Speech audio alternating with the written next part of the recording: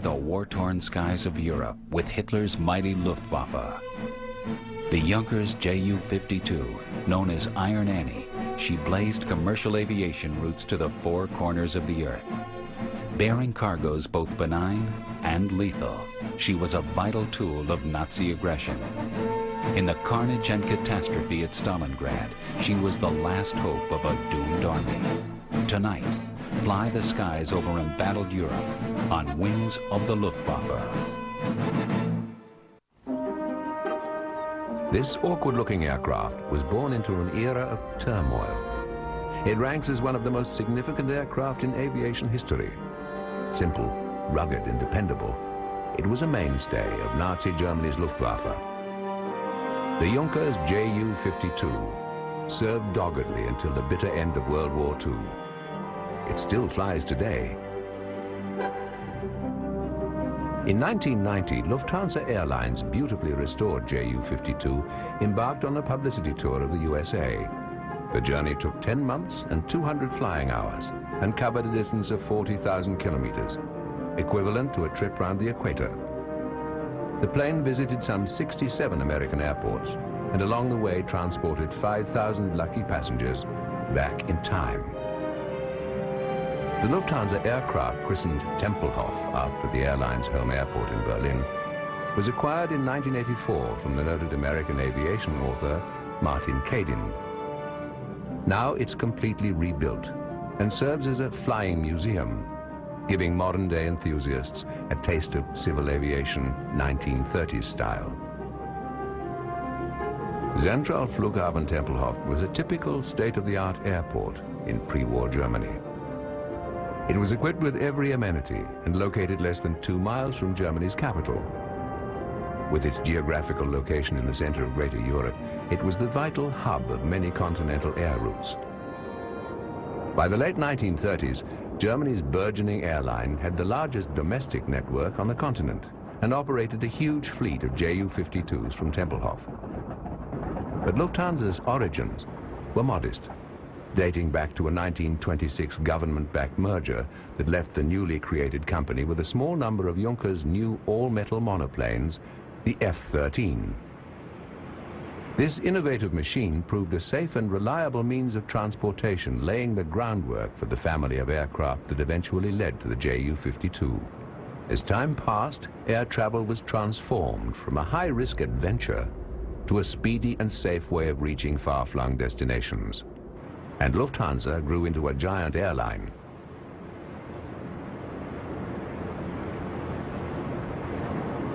Key to the successful development of safe airliners was the arrival of reliable engines, like the BMW Radial. With efficient dependability at a reasonable cost, Radials were considerably less difficult to maintain and operate than their liquid-cooled counterparts. They were free of temperamental plumbing and bulky radiators, and they soon became the engine of choice. The Radial was safer and cheaper to build, and less temperamental in extremely hot or cold climates.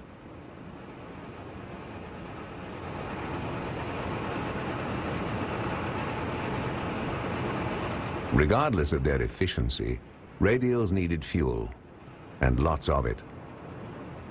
The Ju-52's cantilever wings and built-in fuel tanks carried over 500 gallons, and this gave the 52 a range of over 885 kilometers, linking distant European cities such as Stockholm and Berlin, or Copenhagen and Amsterdam, with non-stop luxury service. Tante Ju, or Auntie Junkers, as the German airmen called her, could carry 17 passengers in plush comfort. Oil for the hungry BMW Radials was just as important, so each engine was equipped with an oil tank in the fairing above the wing. They were robust, rugged engines, and liberal quantities of oil inevitably leaked out. The resulting streaks and mist-like propeller spray often covered the aircraft's surfaces with a fine slippery film, making it difficult for ground crews working on the plane.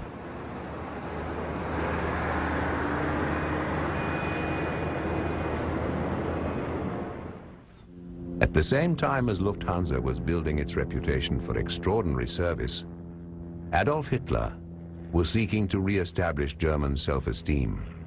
Successes like Lufthansa became tools of propaganda, and the Junkers trimotor was held up as a marvel of German aviation. Proud workers presented a Teutonic image of efficiency. Feats like wing walking stood as proof positive that no risk was too great for the fatherland. In the days before electric starters, the Ju-52's engines were brought to life by a blast of compressed air from tanks inside the fuselage. At each stop, these were routinely topped up.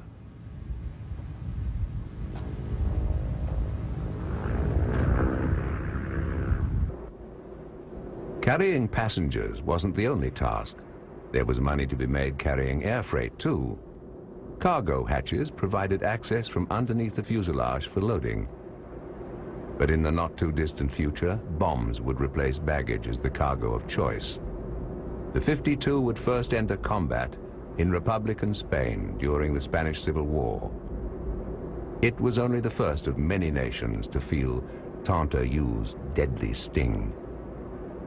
But in the days before the rest of Europe erupted, aircraft like the Ju-52 were common tools of commerce. Tempelhof Airport was a showcase of commercial aviation. Its large terminal building and truly massive hangar block is still the world's third largest building. For 11 months in 1948, when the Soviets tried to cut off West Berlin from the free world, Tempelhof was the city's lifeline to the West. Over 2 million tons of supplies touched down on its worn runways. But that would come later. In the late 1930s, the streets of Berlin were caught up in a frenzy of arrogance and hate. And World War was just over the horizon.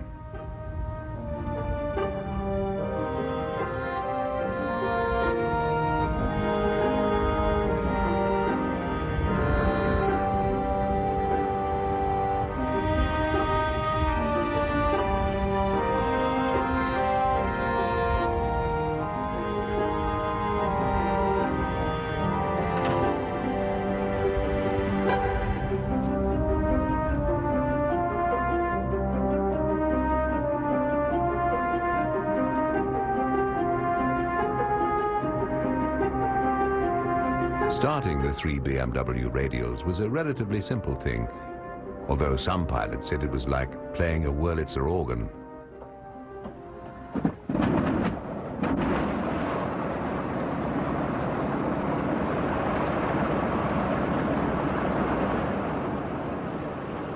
As the aircraft began to taxi, the pilots warmed the 3 engines in smooth vibration by harmonizing RPM. The operation was complicated by a cantankerous air brake system that required constant monitoring. Eventually, Lufthansa's fleet grew to about 230 planes.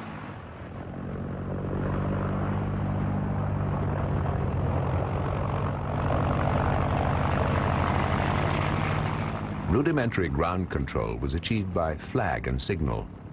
Once the all clear was given, takeoff from the airport's massive grass field was directly into the wind.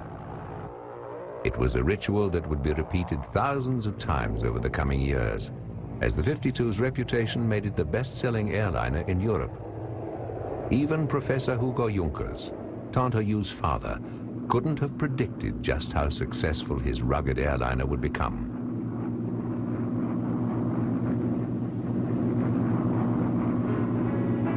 Hugo Junkers, noted for his innovative approach to engineering, championed the development of the monoplane in the era of the biplane. Only months after Germany's defeat in World War I, Junkers unveiled the first truly modern commercial aircraft, the F-13. First flown in June of 1919, it went on to revolutionize air travel by making it safe, reliable, comfortable, and affordable. It marked the trail for the Ju-52 to follow. Junkers was the consummate pioneer. In 1910, when the automobile was still a novel idea, he acquired a patent on a flying wing aircraft. His immense G-38, flown some 20 years later, although a compromise, was his realization of that dream. With a massive wingspan of over 144 feet, its wing's depth of 5 feet 7 inches allowed passengers to be seated internally. Sections of the wing's leading edge were glazed to give passengers a wonderful forward view. Even the 4 engines could be observed during flight via passageways in the wings.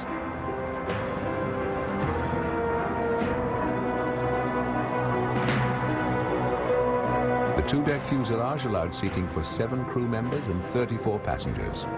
2 G-38s were built, and both met violent ends.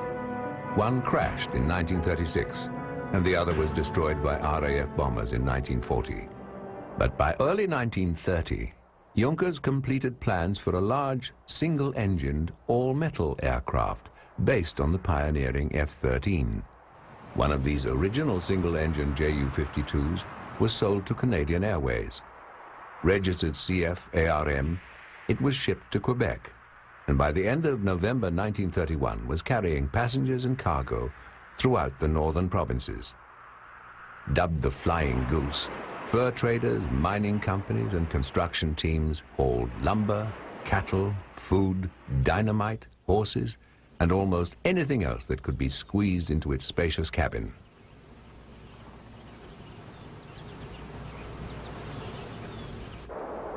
Junkers' use of aluminium alloy in construction was perfectly suited to the cold northern environment, so unforgiving to wood and fabric. When fitted with floats, this aircraft became the largest single-engine seaplane in the world. But that single-engine configuration turned out to be the 52's Achilles heel. During the 1930s, aircraft engine reliability was still a gamble, and the Ju-52 had absolutely no fallback if its one power plant went down. With that in mind, Junkers and the 52's original designer, Ernst Zindel, returned to the drawing board. In April of 1932, an improved Ju-52 took to the air. Now equipped with 3 engines and designated the Ju-52 3M, the stage was set for pioneering efforts across Europe that would make history. In its new robust form, the Tante U quickly developed a reputation for reliability. As a result, it was the first to establish the lucrative route to Rome. The Alps, once considered an almost insuperable barrier, were now just a marvelous backdrop for the journey south.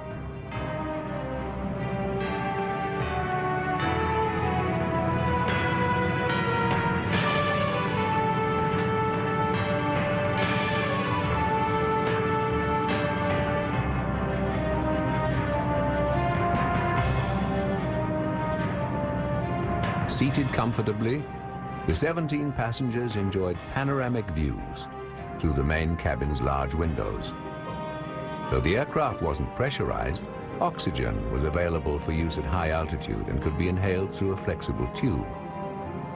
It was typical of Lufthansa's impeccable service that many flights offered in-flight radio telegrams sent by Morse code from the flight deck. The business traveler had a fold-away typewriter at his or her disposal, the laptop of a bygone age. And with a hint of times to come, a separate smoker's compartment was situated at the rear of the main cabin. Such comfort and service were without precedent and served as a blueprint that airlines today still follow. The Berlin to Rome route across the Alps took, by 1930 standards, an incredibly brief 10 hours. The Ju-52 was helping to conquer the tyranny of distance. In 1931, a joint venture between the Germans and the Chinese, Eurasia Aviation Corporation, was launched in China. Equipped with a variety of Junkers aircraft, the airline pioneered numerous routes that eventually spanned all of Asia.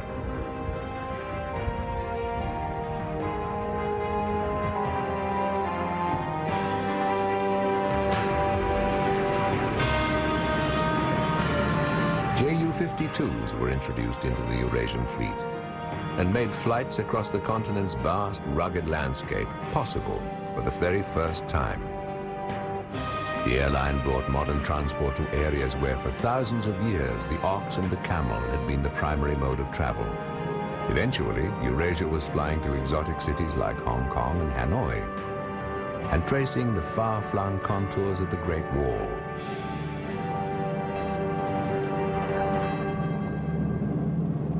Juncker's aircraft blazed the trail for air routes in other parts of the world as well, including South America. In 1934, Lufthansa launched a mail route across the South Atlantic, destination Rio de Janeiro. Dornier flying boats, hopping between ingeniously positioned catapult ships anchored in mid-ocean, were used for the Atlantic crossing.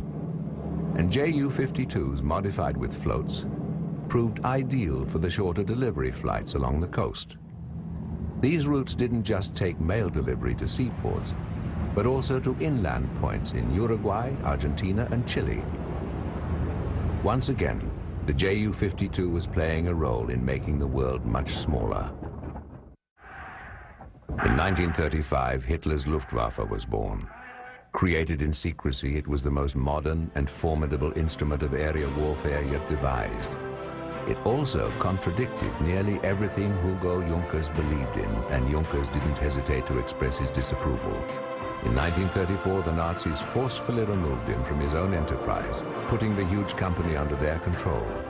A year later, on his 76th birthday, the great aviation pioneer died.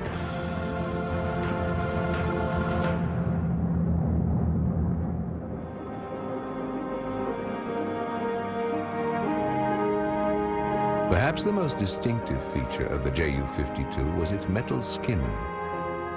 An accidental discovery in Germany in 1909 had resulted in duralumin, a durable aluminium alloy using copper and magnesium. It had aluminium's lightness, but was much stronger.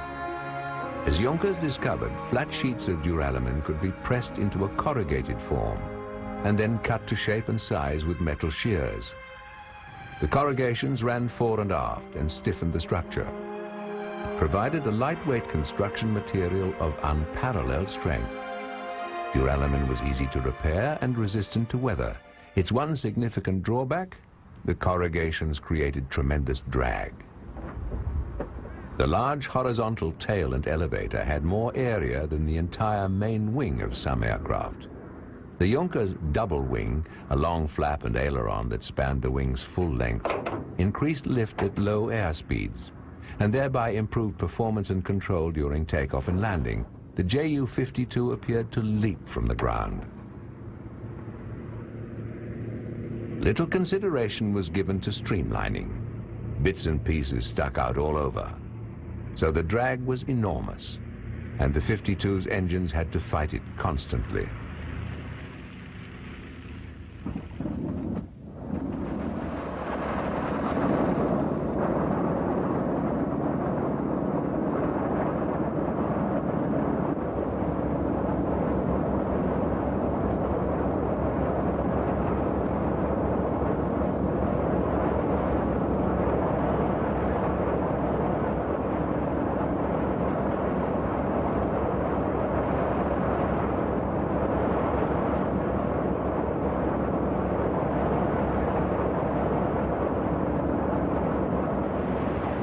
The most notable of the early three-engined aircraft was the famous Ford trimotor that first appeared in June of 1926. It was an American aircraft that played a key role in the development of U.S. air transport. Nicknamed the Tin Goose, Ford's aircraft was a true pioneer. This is the first non-stop flight from the United States mainland to Hawaii. With 3 engines, pilots had a measure of comfort during the long haul across the Pacific. In 1929, a Ford trimotor piloted by Admiral Richard Byrd had actually flown over the South Pole. Flying a Fokker F-7 trimotor, he'd already become the first to fly across the North Pole. But trimotors weren't just lumbering workhorses, as Italy's racy-looking Piaggio P-24 proved. First flown in 1938, it was a real record breaker, setting 2 world speed records while carrying a 5-ton payload. The P-24 was probably the sleekest looking trimotor ever to take to the air. Though not nearly so beautiful, the Count Z506 trimotor seaplane was also a record setter. Of all wood construction, it captured a number of world seaplane records. It saw service as a transport in the Mediterranean and the Adriatic. And in 1944, Mussolini made his escape in one of them. But perhaps the most famous Italian trimotor was the Savoia Marchetti SM-81 Pipistrello. It saw action as a bomber in 1935 in Ethiopia. It went on to fly in the Spanish Civil War and in World War II. In Germany, the Nazis were rapidly building up the Luftwaffe.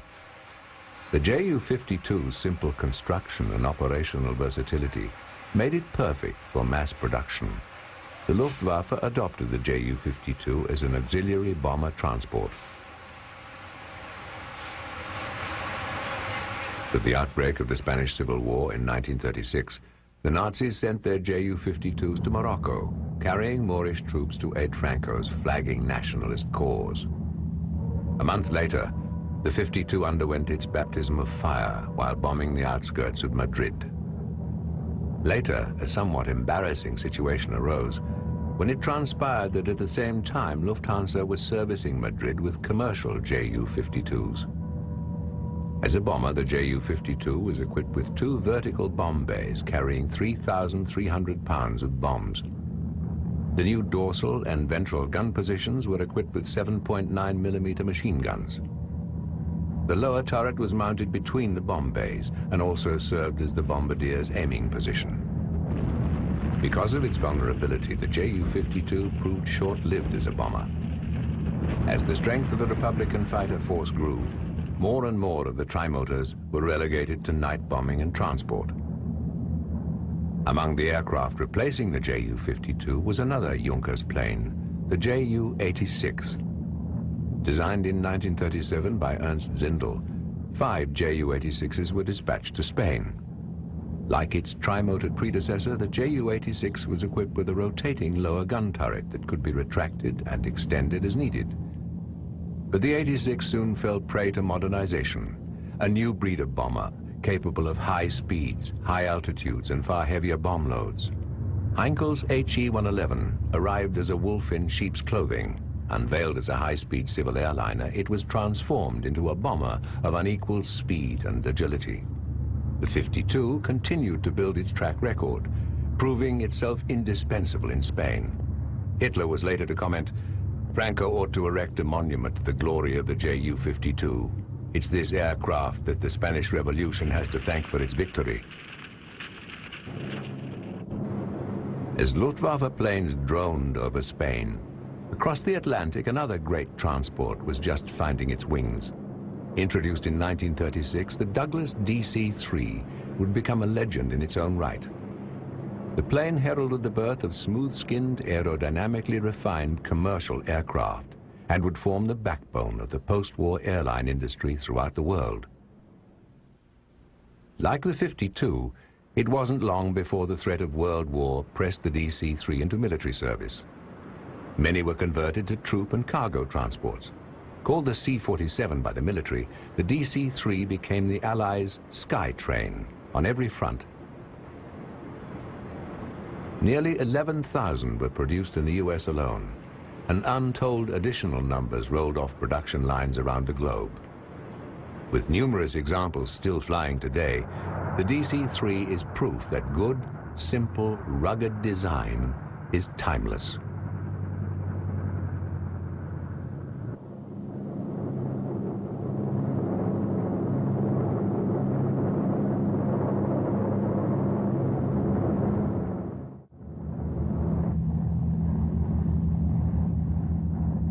By the opening months of World War II, Tante's distinctive shape was well known to the troops on the ground. The Nazis' blitzkrieg in Poland prevailed in part as a result of the many support missions flown by the plane. With highly mobile armor and tactical aircraft leading ground forces through and around Polish defenses, the need for rapid resupply was paramount to success.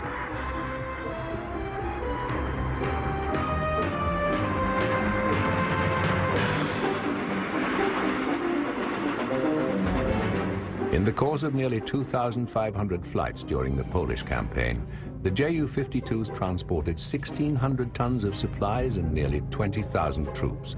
It was a logistical effort of epic proportions. But the 52 was descended from a long line of rugged transport aircraft working some of the most unforgiving environments in the world. An earlier Junkers trimotor transport, the G-31, had proved indispensable in Papua New Guinea throughout the 1930s. 3, owned by the Bololo Gold Dredging Company, hauled supplies from the coast across steaming jungles and treacherous mountains to the gold fields.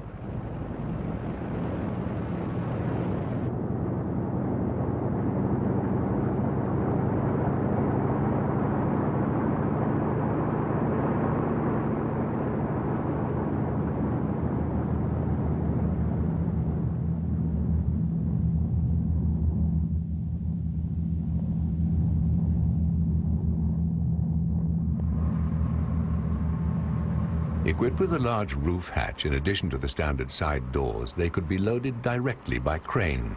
Among the cargoes were oil, spare parts, cattle, horses, vehicles, and anything else to keep the gold flowing. At the time, these 3 planes were said to have carried more freight than all the world's air transport fleets put together. Remarkably, this massive gold mine, every piece of equipment, all the fuel, every nut and bolt, the makings of a whole township, were hauled in totally by air.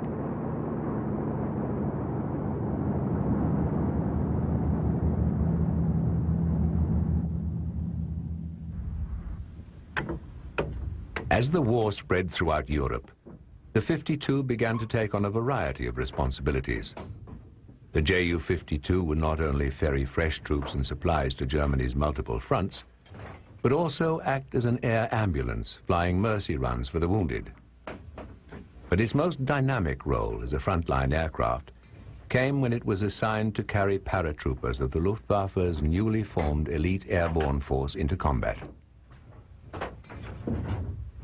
In this new mission, Old Iron Annie, as the 52 was affectionately called then, found itself in the thick of battle.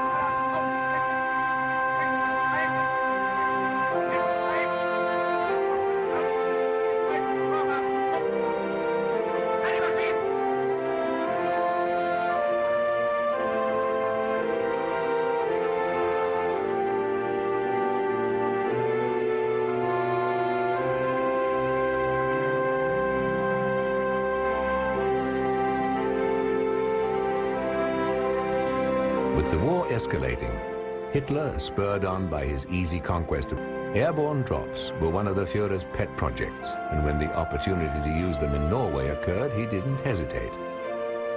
Securing airports, bridges, and other strategic targets, the paratroopers cleared the way and gave the Luftwaffe secure bases from which to operate. Success in Norway led to further airborne operations across Holland, France, and Belgium.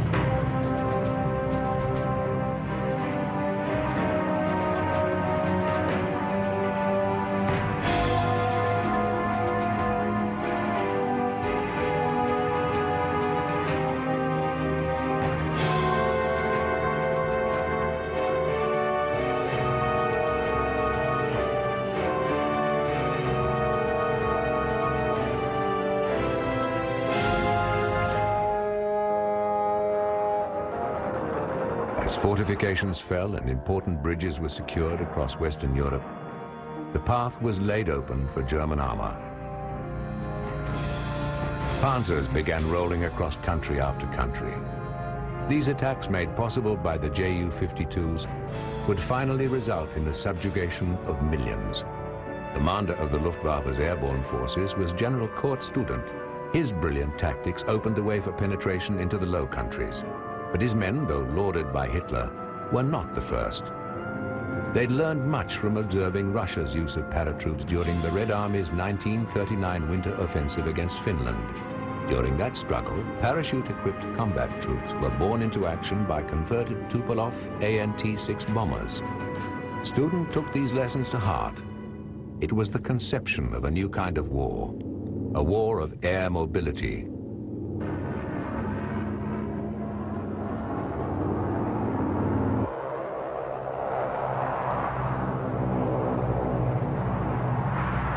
Dropping men by parachute was not the only way to get them into combat. Troop-carrying gliders, towed over their targets by Ju-52s, were also successful. The gliders were perfect for quick and silent surprise attacks, and were instrumental in some of the most celebrated German victories early in the war.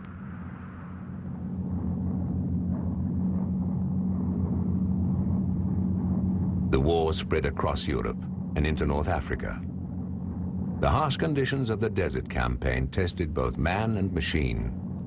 Here, too, the Ju-52 played its part, hauling supplies deep into the wasteland to keep Rommel's mighty Africa Corps rolling.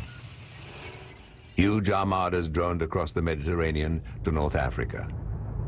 But even with their fighter escorts, the vulnerable 52s went down by the hundreds.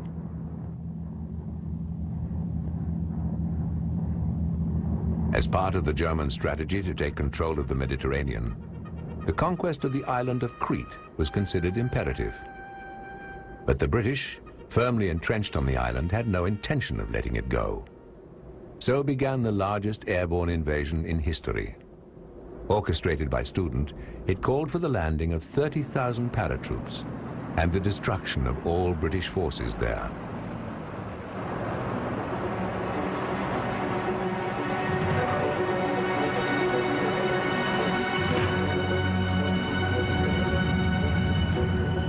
Of May 20th, 1941, the first of hundreds of Ju-52s darkened the skies.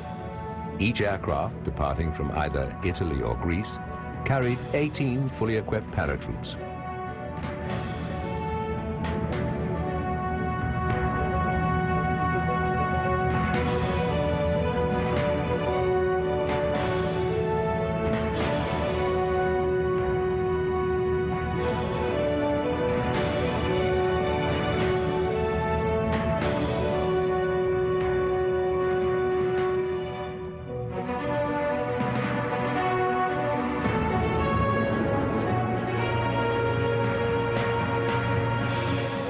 Crete would provide an important strategic base for the air war against the British in the eastern Mediterranean.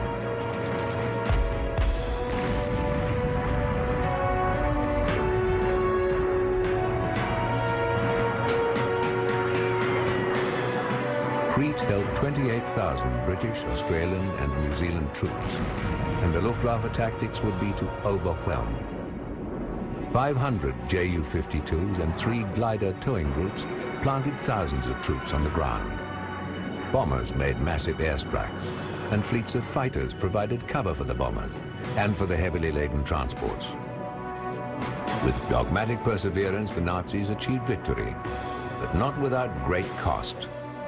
Over 7,000 men, 1 out of every 4 paratroopers filling the skies over Crete, were killed or wounded.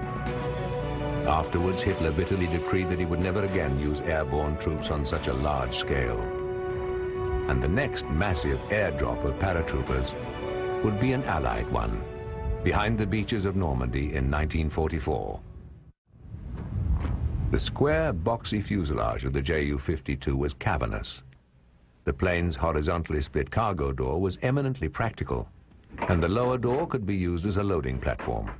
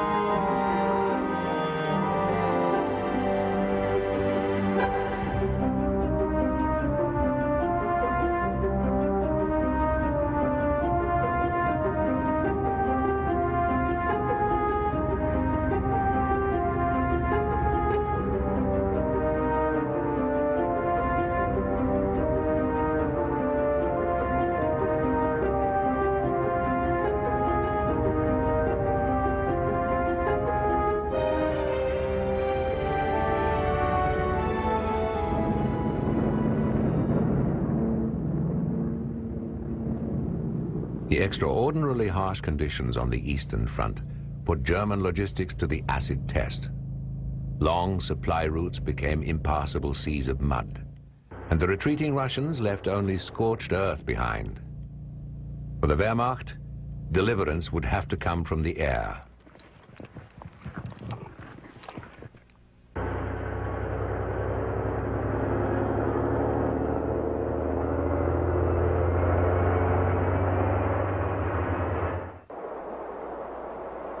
Vast frozen tundra and winter's icy blizzards had been Russia's impregnable fortress for centuries.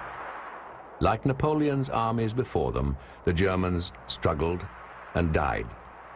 While Nazi commanders waited and watched, Luftwaffe transports, mainly Ju-52s, performed the massive task of airlifting casualties, supplies, and ammunition over enormous distances to and from the front. When the German Sixth Army under General von Paulus thrust toward Stalingrad, one of the most horrifying chapters in the history of World War II began. Men fought in hideous conditions, fighting and freezing to death in temperatures 30 below zero. The Germans called it the Rattenkrieg, the War of the Rats, and before it was over, more than 1 million soldiers and civilians were dead. When von Paulus's Sixth Army became trapped in the city, Hitler boasted that nobody will ever drive us out of Stalingrad. Goering, the commander of the Luftwaffe, promised to fly in supplies. The Soviet commander at Stalingrad showed equal resolve. "We shall hold the city or die there," he said. In the end, Goering's efforts proved futile, averaging about 84 tons of supplies a day, less than 1/5 of the minimum needed. Soon, German soldiers weren't only dying from Russian bullets and the cold, they were starving to death as well. No less than 490 German transports, including 266 Ju-52s, were lost in the feeble relief effort. The Luftwaffe's transport arm would never recover.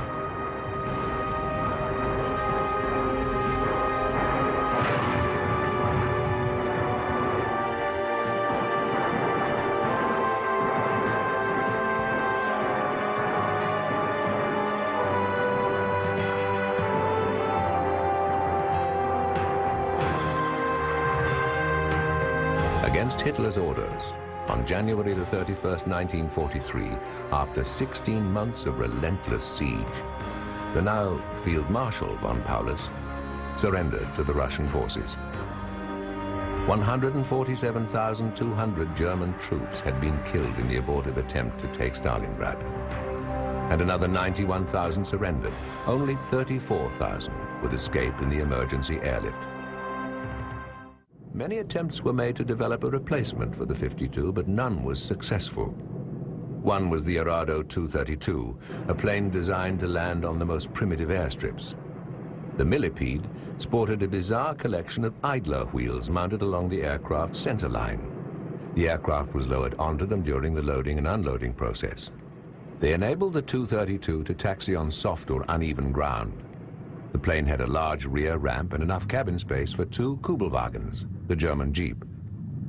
It saw only limited use before the war's end. Auntie Junkers had offshoots of her own. The Ju-252 was an attempt to upgrade the plane by combining the best physical qualities of the 52 with improved performance. Gone with the drag-creating corrugated metal and fixed landing gear. The fourth prototype Ju-52 had 3 1,400 horsepower Junkers Jumo engines and a large rear loading ramp. The Ju-52 never entered mass production.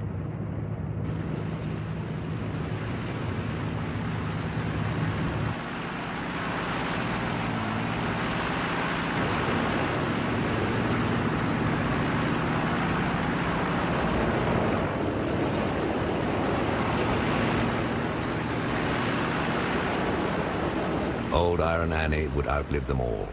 She's still flying today. This particular Ju-52 is privately owned by a British company, Aces High. It's not an original Ju-52. It was built in Spain after the war and known as the Casa 352. 170 were built and widely used by the Spanish Air Force. This aircraft was painstakingly restored to wartime condition and painted in authentic Luftwaffe colors. Now something of a celebrity, it has appeared in epic movies like The Battle of Britain and the Indiana Jones adventures.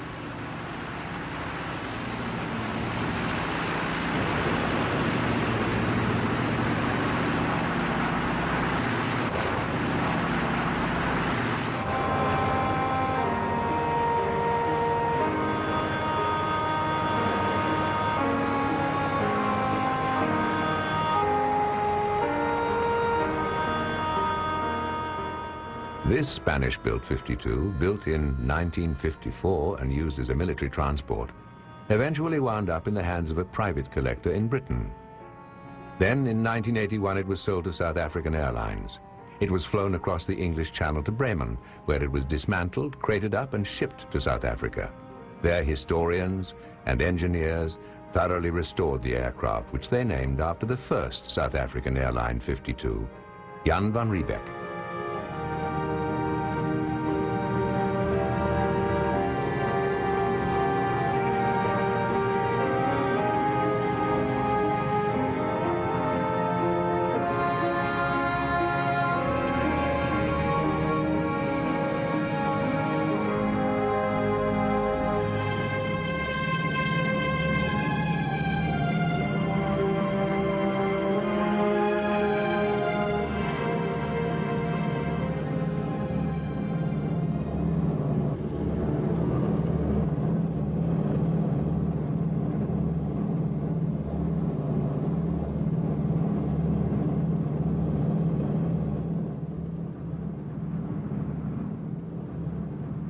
Lufthansa too has restored its Ju-52 to pristine 1930s condition. Here the beautiful Tempelhof shares the sky with Lufthansa's most recent acquisition, a new Boeing 737. Two generations, separated by much history and many technological advances, flying side by side. One will soon travel routes carved out decades ago by the other. The 52, embodying a past of pioneer triumphs and tragic glory, strains to fly as fast as it can. The Boeing, in all its glistening potential, strains to stay aloft at the pace of a bygone era.